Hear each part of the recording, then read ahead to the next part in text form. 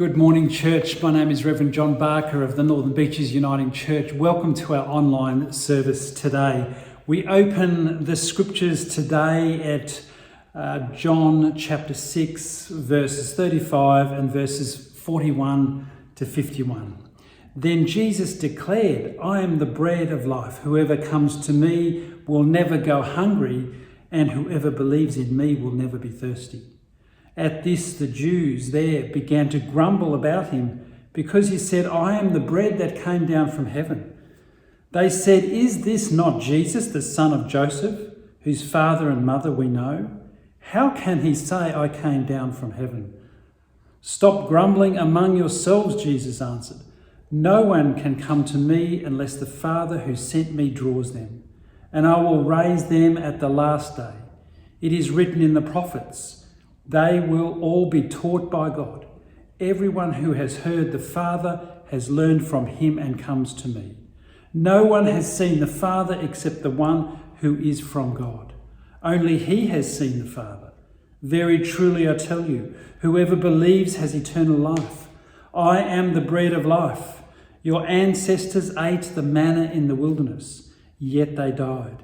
But there is the bread that came down from heaven, which people may eat and not die. I am the living bread that came down from heaven. Whoever eats of this bread will live forever. This bread is my flesh, which I give for the life of the world." We pick up exactly where we left last week when we hear the words of Jesus today. I am the bread of life. But the big addition this week is how Jesus adds a postscript. I am the bread of life that came down from heaven. And it was this statement that upsets the Jewish leaders. They began to grumble about Jesus. Is he not Jesus, the son of Joseph, whose father and mother we know? Isn't he that young boy that just lived down the road from us and used to really nearly run us over with his bicycle? Well, you won't hear that in the Bible. That was just my contemporary edition. But Jesus is suggesting to a crowd of Jews who probably have known Jesus since he was a little boy that he is, incarnate, an embodiment of God in human form. They bleat out, how can he now say, "I came down from heaven"? The problem here is that they're asking the wrong question. The how question. Dietrich Bonhoeffer, a very famous theologian during the Second World War, wrote that all theology and ministry, as well as faith itself, begins with the question of who. Who is Jesus? Often it's thought that theology begins with the question of how. How can Jesus be both human and divine? It's the eternal question that we could probably spend a whole life looking for the perfect answer. For Bonhoeffer, how is the question of unbelief. He suggests that you can answer all the how questions and yet still not believe. For him, it was the who question, the question of faith. Who are you? Asked the woman at the well. Jesus tried to shift the Jews, these Jewish leaders, into the who domain. 4 times Jesus uses the I phrase. He tries to explain in John's Gospel not how he got to standing in front of everyone. There's no mention of the virgin birth in John's Gospel. His focus is on who he is. At this point, you could ask, why did Jesus choose to explain this important topic of who he is, his identity, with bread? Bread of life, he says. Well, back in Jesus' time, the word bread was used in an entirely different way than it is today. Back then, it is estimated that 3/4 of the population lived entirely either on bread or something in which was made from wheat or barley. It was unquestionably the principal food of the East. So the phrase eating bread was often used synonymously with eating a meal, a whole meal. The disciples' prayer, "Give us this day our daily bread," meant just that. It expresses how important bread was to just be alive. It was the staff of life, critical for the survival of life. Now, it's a bit harder for us today to try and sum up one particular food source that's critical for survival. We might have our particular favourites, but today a large portion of the population don't even eat bread. They're celiac or wheat intolerant. I'm wheat intolerant myself. We have a vast array of alternative food sources today.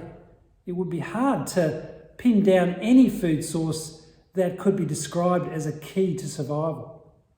But what further complicates things is how we now don't live day to day. We live in abundance. Bread now has become for some croissants, cream buns, apple pies. The Western world no longer thinks in terms of day-to-day survival, but in terms of, well, maybe just how to get more.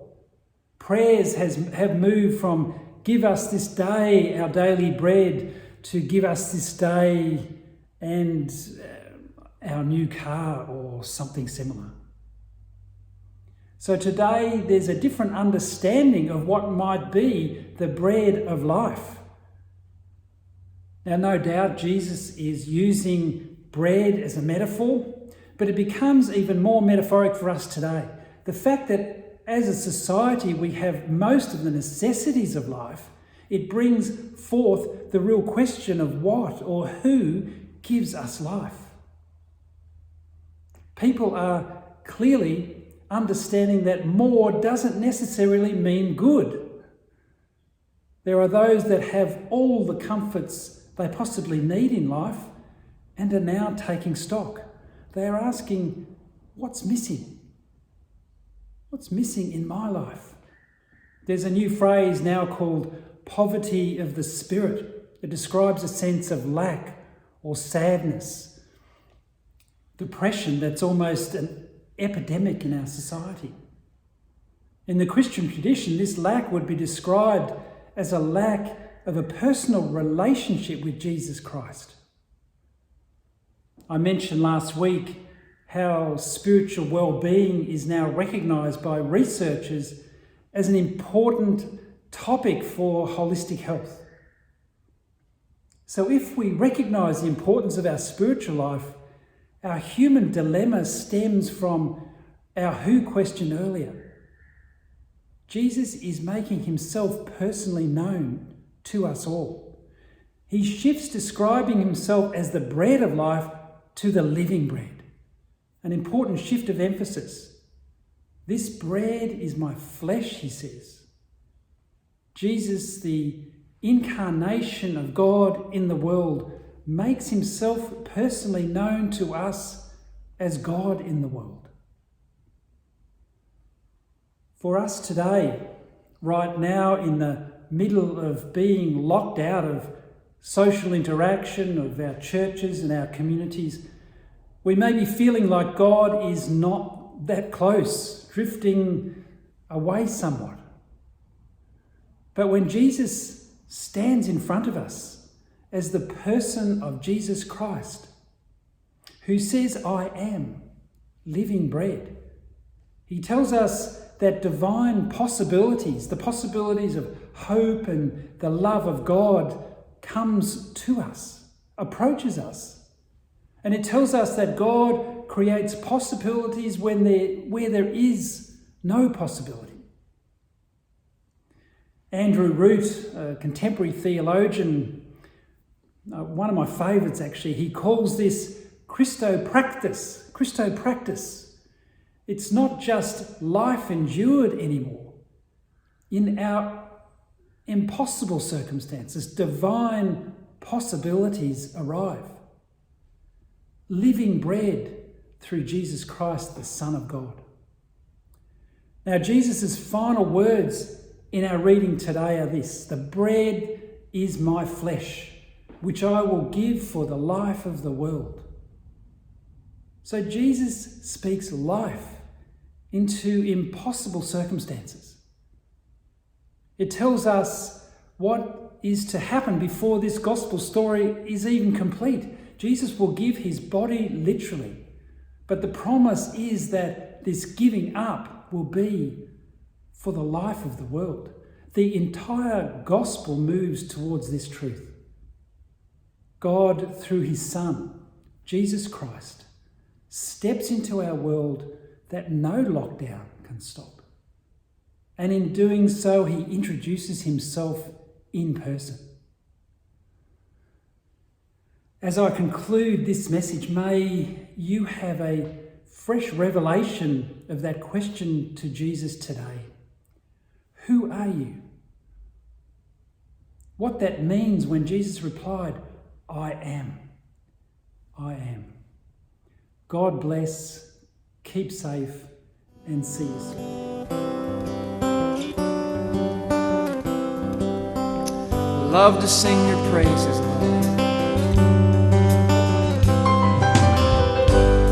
Lord, I lift your name on high. Lord, I love to sing your praises. I'm so glad you're in my life. I'm so glad you came to save us.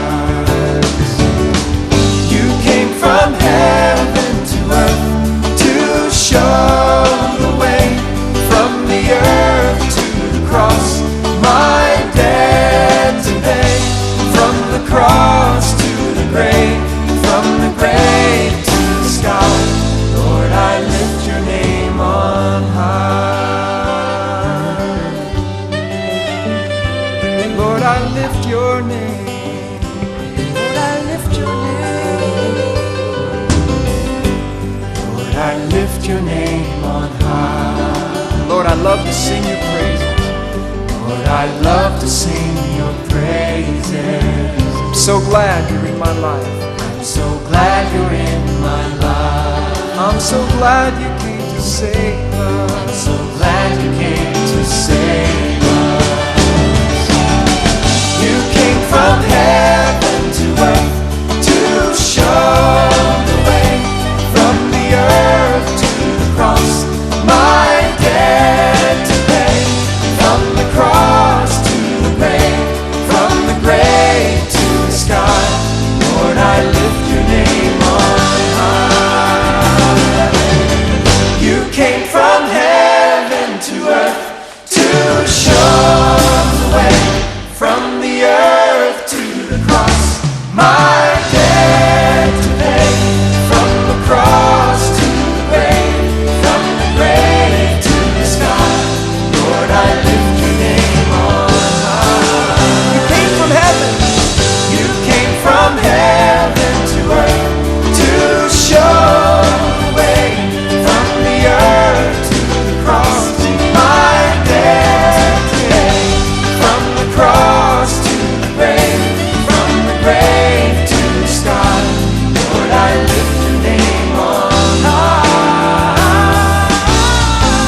Lord, I lift your name on high. Lord, I lift your name. Lord, I lift your name on high. Let's do that. Let's lift up his name. Lord, I lift your name. I love to sing your praises. I'm so glad you're in my life. I'm so glad you're